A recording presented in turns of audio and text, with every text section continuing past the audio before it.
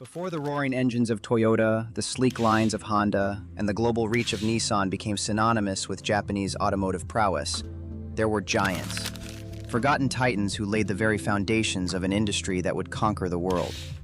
Imagine a company, a true powerhouse in the 1930s, that didn't just compete, but stood toe-to-toe with early Datsun, shaping the very dawn of Japanese motoring. Today, their name is barely a whisper, a faded photograph in the vast album of history. This is the incredible and ultimately tragic story of the forgotten giant, Ohta Jidosha. Our journey into Ohta's world begins not with the roar of an assembly line, but with the vision of one man, Hiro Ohta, or formerly known as Sukeo Ohta. In 1922, he founded his company, driven by an ambition to put Japan on wheels. While the earliest years involved smaller-scale efforts, it was in 1934 that Ohta truly shifted into high gear, commencing full-scale car production. Think about it. In an era dominated by horse-drawn carts and a mere handful of rudimentary motor cars, Ohta was a genuine pioneer, daring to dream of a motorized nation. And dream they did. By the mid-1930s, Ohta wasn't just another fledgling manufacturer. They were one of Japan's largest automotive producers.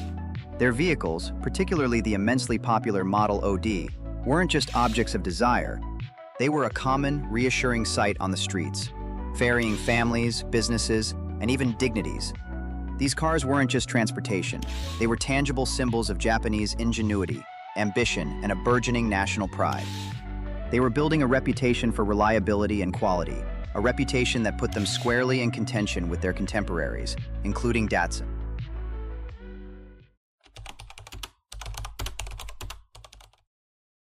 Ohta's story isn't just one of meteoric rise, it's also one of incredible resilience. Like many companies of that era, they navigated a treacherous landscape, enduring name changes, from Kosoku Kikan Kogyo and back to Ohta Jidosha Kogyo, and facing the immense, almost unimaginable challenges of wartime production and its devastating aftermath. Factories retooled for military needs, materials became scarce, and the very fabric of society was torn apart. Yet Ohta persevered, and when the war finally ended, leaving Japan in ruins, Ohta was there, playing a crucial role in rebuilding the nation. Their post-war offering, the robust and utterly dependable Model PA, became an instant favorite. Its practicality and toughness made it the backbone of many Japanese taxi fleets, a familiar sight helping a nation get back on its feet. But Ohta wasn't just about utility. They still retained a flair for design. Their stylish Model OE, with its elegant lines, even drew comparisons to European marques like the British Sunbeam Talbot. They were proving that Japanese automotive design could stand on its own, showcasing a surprising sophistication in a time of scarcity.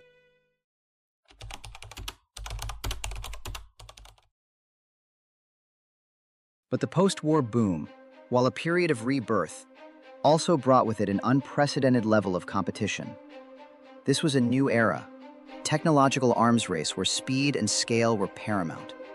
Emerging giants like Nissan and Toyota, fueled by aggressive expansion strategies and massive investments, were rapidly modernizing.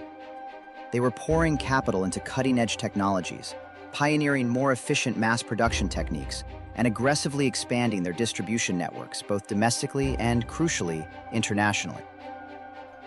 For Ohta, the landscape was shifting beneath their very wheels. Their established methods, while once innovative, struggled to keep pace with the relentless march of progress. The pressure was immense, a tide of innovation and scale that threatened to engulf smaller, more traditional manufacturers.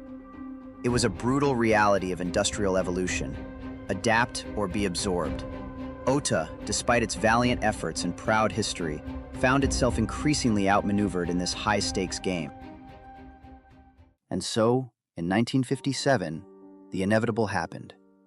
The company that had once rivaled Datsun, that had helped motorize a nation, was acquired.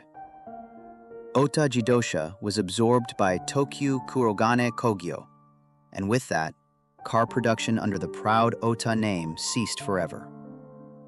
It was a poignant end.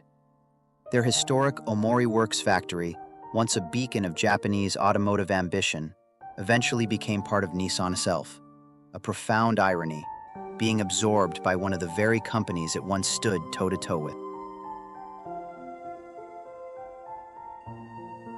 But the story of Ohta doesn't end with its acquisition. There's a fascinating, almost poetic footnote to this tale. Yuichi Ohta, the founder's own son, a gifted designer who honed his craft within Ohta Jidosha, later went on to contribute his talents to none other than Datsun. He was instrumental in designing iconic models like the Datsun DC-3 and the sporty S211. Think about that for a moment. A direct personal link, a thread of Ohta's DNA, woven directly into the very fabric of its eventual successor and rival. It's a powerful reminder that even when companies fade, the spirit of innovation, the talent, and the legacy can continue to shape the future in unexpected ways. Ohta's influence, though silent, continued to hum beneath the hood of cars bearing a different name. Ohta Jidosha, a name largely forgotten, yet a powerful force in early Japanese automotive history. Their journey is a testament to the pioneering spirit, the sheer ingenuity, and the relentless drive that built an industry. But ultimately, their story is also a poignant casualty of the relentless march of progress, the unforgiving nature of industrial evolution. Their story is more than just a footnote. It's a crucial, foundational chapter in Japan's extraordinary journey to becoming a global automotive superpower. It reminds us that history is often built on the shoulders of forgotten giants. Did you know about Ohta? What other unsung heroes or forgotten pioneers of the automotive world should we uncover? Share your knowledge and suggestions in the comments below. I love hearing from you.